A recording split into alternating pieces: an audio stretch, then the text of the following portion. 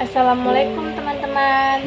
Perkenalkan, saya Sri Puji Dewi Simbolon dengan NIM 210210125 dari kelas 2D Prodi Administrasi Publik Universitas Maliku Saleh.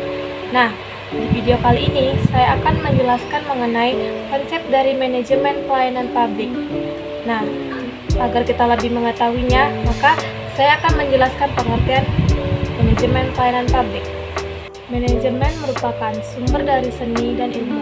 Manajemen juga diartikan sebagai suatu proses yang mengatur dari tindakan perencanaan, pengorganisasian, pengendalian, pengarahan, dan pengawasan sumber daya manusia. Nah, sedangkan pelayanan adalah suatu kegiatan dalam interaksi langsung antara seseorang dengan orang lain yang menyediakan keputusan pelanggan. Nah, melayani itu adalah membantu mengurus apa yang diperlukan. Sedangkan publik merupakan masyarakat yang berkomunikasi dengan suatu organisasi, baik secara internal maupun eksternal. Pelayanan itu terdiri dari 3 unsur pokok. Yang pertama itu biaya relatif harus lebih rendah, kedua itu waktu untuk mengerjakan relatif cepat, dan yang ketiga mutu diberikan relatif lebih bagus. Jadi, dapat disimpulkan bahwa manajemen pelayanan publik yaitu proses penerapan ilmu dan seni untuk penyusunan rencana, pengimplementasian, mengkoordinasi, dan menyelesaikan aktivitas-aktivitas pelayanan publik di instansi pemerintah maupun swasta demi terwujudnya tujuan pelayanan publik yang optimal agar kebutuhan masyarakat bisa dan dapat terpenuhi. Nah, manajemen pelayanan terbagi menjadi 2, yaitu manajemen pelayanan sektor publik yang dimana dalam pelayanan publik, negaralah yang berperan penting karena itu adalah salah satu tugas dari sebuah negara. Dalam manajemen publik, terdapat perbedaan signifikan antara sektor publik dengan sektor swasta. Misalnya, pelayanan pemerintah. Pelayanannya itu melayani dengan hasil studi masyarakatnya dan pemerintah perlu proses yang lumayan lama. Sedangkan pelayanan swasta, pelayanan yang diperoleh masyarakat yang perolehannya itu harus membayar terlebih dahulu atau harus mendapatkan keuntungan dan dapat berpindah bila tidak sesuai dengan keinginannya. Sektor swasta itu lebih cepat pelayanannya. Nah, manajemen pelayanan publik hadir dengan tujuan untuk mengatur segala aktivitas pelayanan publik agar berjalan secara lancar. Manajemen inilah yang membantu merealisasikan rancangan atau rencana menjadi kenyataan. Saat manajemen ini dijalankan, maka akan berhadapan pada manusia. Adapun tujuan hadirnya manajemen pelayanan publik selain memberikan kepuasan masyarakat, juga bertujuan untuk beberapa aspek pelayanan dan produk.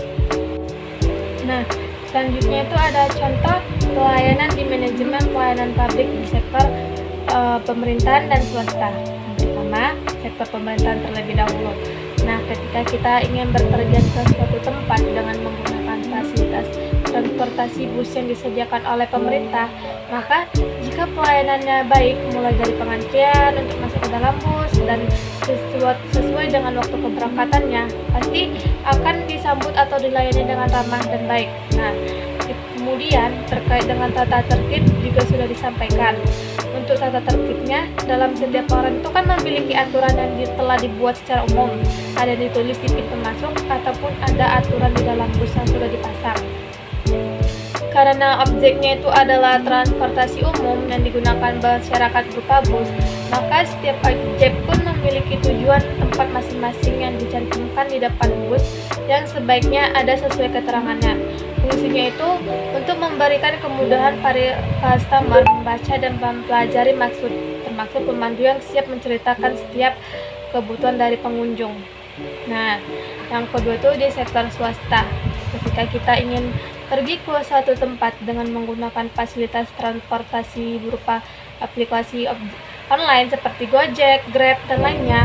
Nah, yang menyediakan itu suatu perusahaan swasta yang bersifat kepentingan individu dengan cara memesan lokasi yang ingin dituju lewat sebuah aplikasi online dan harganya sudah ditetapkan. Maka, jika pelayanan publik yang baik mulai dari pemesanan lokasi, tujuan, dan fasilitasnya, maka akan aman serta nyaman. Nah, manajemen pelayanan publik juga memiliki standar pelayanan publik. Nah, Standar pelayanan publik itu berfungsi untuk memberikan arahan bertindak bagi instansi penyedia pelayanan publik, di mana dengan ditetapkannya suatu standar atas pelayanan publik, maka dapat mempermudah instansi penyedia pelayanan untuk pelanggan. Menurut Ridwan dan Sudrajat 2009 halaman 103, setiap penyelenggaraan publik harus memiliki standar pelayanan dan dipubliskan sebagai jaminan adanya kepastian bagi penerima pelayanan.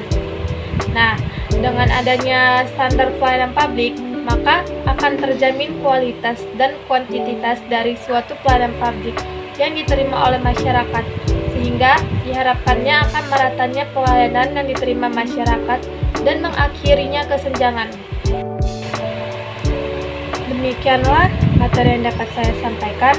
Lebih dan kurangnya saya mohon maaf. Saya sudahi dengan wabillahi taufiq wal hidayah. Wassalamualaikum warahmatullahi wabarakatuh. Bye.